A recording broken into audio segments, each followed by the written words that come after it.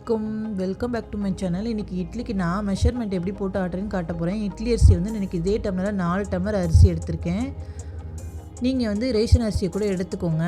அதே மாதிரி உளுந்து வந்து இதே டம்ளரே நான் வழிய நல்லா வந்து 1 டம்ளர் ஃபுல்லாக வந்து உளுந்து எடுத்துக்கிறேன். 1 டீஸ்பூன் வெந்தயம் சேர்த்துக்கிறேன். இதெல்லாம் வந்து நான் 11 மணிக்கு ஊற போட போகிறேன். இப்போ வந்து இது ரெண்டையும் நல்லா 3 வாஷ் கழுவிட்டு எல்லாத்தையும் தனித்தனியாக இப்போ நான் ஊற வச்சுக்கிறேன். நான் உளுந்துக்கு வந்து கடைசியாக வந்து 2 கழுவு கழுவி 3வது கழுவுக்கு வந்து நல்ல தண்ணியை தான் வந்து ஊற வைக்க போகிறேன். இப்போ பாருங்கள் 2 மணி நேரம் கழித்து நல்லா உளுந்து நல்லா ஊறி வந்துருச்சு. இப்போ நம்ம அரிசியை பார்க்கலாம். அரிசியும் வந்து நல்லா ஊறி வந்துருச்சு. இப்போ நான் கிரைண்டரை வந்து கழுவி எடுத்துக்கிட்டேன். இப்போ ஃபஸ்ட்டு வந்து உளுந்து போட்டு நம்ம ஆட்டிக்கலாம். உளுந்து ஊற வச்ச தண்ணி வந்து நல்ல தண்ணிங்கிறதுனால வந்து உளுந்து ஆட்டுறதுக்கு நான் யூஸ் பண்ணிக்குவேன். அதனால் தண்ணி வடிகட்டி வச்சுக்கிறேன் ஒரு பாத்திரத்தில். இப்போ நம்ம ஃபஸ்ட்டு கிரைண்டரில் உளுந்து சேர்த்துக்கிட்டேன். ஃபஸ்ட்டு ஆன் பண்ணி விட்ருவோம். ஒரு 2 நிமிஷம் ஓடட்டும். அதுக்கப்புறம் வந்து நம்ம இடையில என்ன செய்யணும், தண்ணியை கொஞ்சம் தெளித்து என்ன செய்யணும், ஓட விடணும்.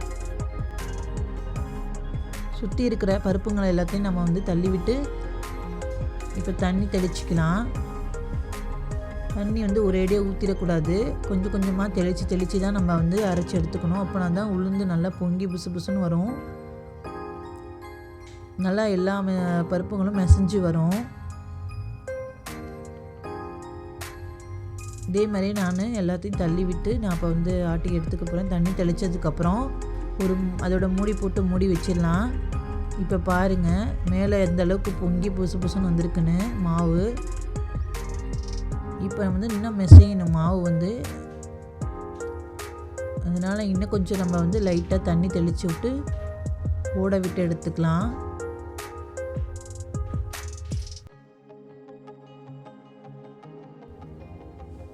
இப்போ தண்ணி தெளித்து விட்டு இப்போ மறுபடியும் நம்ம வந்து மூடி போட்டு மூடி ஒரு 15 மினிட்ஸ் கழிச்சு எடுத்து பார்க்கலாம். ஒரு உளுந்து அரைக்கிறதுக்கு குறைஞ்சது 1/2 hour ஆகும். அப்படி உளுந்தோட எப்படி மெசஞ்சு தெரிஞ்சுக்கிறதுக்கு கொஞ்சோண்டு தண்ணீர் பாத்திரத்தில் ஊற்றி அதில் கொஞ்சோண்டு மாவு விட்டிங்கன்னா மாவு நல்லா மிதந்து வரும். நல்லா நைஸாகிடுச்சின்னு அர்த்தம்.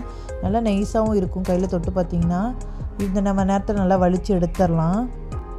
அரைச்சி எல்லாத்தையும் இப்போ நான் எடுத்துக்கிட்டேன் உளுந்தை. இப்போ அரிசி போடுறேன். எடுத்து அரிசி ஃபஸ்ட்டு கொஞ்சம் போட்டோடனே கொஞ்சம் நேரம் ஓட விட்டு ஒரு 2 மினிட்ஸ் ஓட விட்டதுக்கப்புறம் கொஞ்சமாக ஒரு 1/2 டம்ளர் தண்ணி விட்டு அப்படியே கொஞ்சம் கொஞ்சமாக தண்ணி விட்டு இதையும் நான் நைஸாக அரைச்சி எடுத்துக்கிறேன். ரொம்ப நைஸாக அரைக்காமல் கொஞ்சம் கொரப்பாக இருக்கிற மாதிரி அரைச்சிக்கோங்க.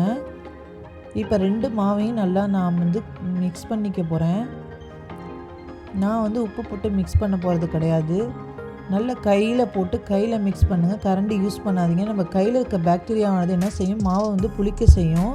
அதனால் கரண்டி யூஸ் பண்ணாமல் கையை போட்டு எந்த அளவுக்கு நல்லா பிசைஞ்சிக்கோங்க. நான் இப்போ வந்து இட்லிக்கு நைட்டுக்கு தேவையான அளவு ஒரு பாத்திரத்தில் வந்து மாவு கொஞ்சம் எடுத்து வச்சுட்டு மிச்ச மாவுகளை நான் ஃப்ரிட்ஜில் வந்து ஸ்டோர் பண்ணிக்க போகிறேன்.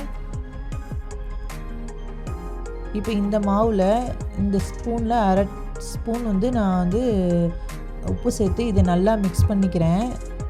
நான் வந்து ஒரு கையில் மிக்ஸ் பண்ண முடியாதனால உங்களுக்கு காமிக்கல.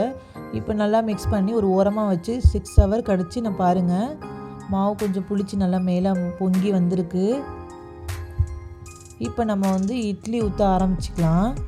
இதை நல்லா ஒரு மிக்ஸ் லேஸாக பண்ணி விடுங்க. ரொம்ப வந்து இதாக பண்ணாதீங்க. நல்லா மிக்ஸ் பண்ணி விட்டு இப்போ வந்து இட்லி பாத்திரத்தை அடுப்பில் வச்சிருந்தேன். தண்ணி கொதிக்குது. இப்போ நம்ம வந்து இட்லி ஊற்றி அதில் வந்து வேக வச்சு எடுத்துக்கலாம். நான் சொல்கிற மெஷர்மெண்ட் படி நீங்கள் ட்ரை பண்ணி பாருங்கள். பிடிச்சிருந்தால் லைக் அண்ட் ஷேர் சப்ஸ்கிரைப் பண்ணுங்கள். மறக்காமல் பெல் ஐக்கானை கிளிக் பண்ணுங்கள். உங்களுக்கு நோட்டிஃபிகேஷன் வரும்.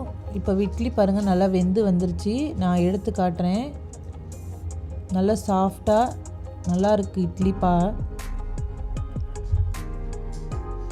இதுக்கு சைடிஷாக நீங்கள் சாம்பார் சட்னி எது வேணாலும் வச்சுக்கலாம். நான் இன்றைக்கி வந்து தக்காளி சட்னியும் தேங்காய் சட்னி மட்டும்தான் இன்றைக்கி அரைச்சேன்.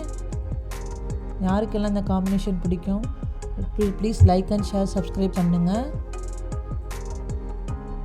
என் வீடியோஸ் நிறைய பேர் பார்க்குறீங்க. ப்ளீஸ் எனக்கு சப்போர்ட் பண்ணுங்கள். மறக்காமல் அடுத்தடுத்த வீடியோக்குள்ளே நானும் உங்களுக்கு போடுறதுக்கு எனக்கும் ஒரு எந்துவாக இருக்கும். அஸ்ஸலாமு அலைக்கும்.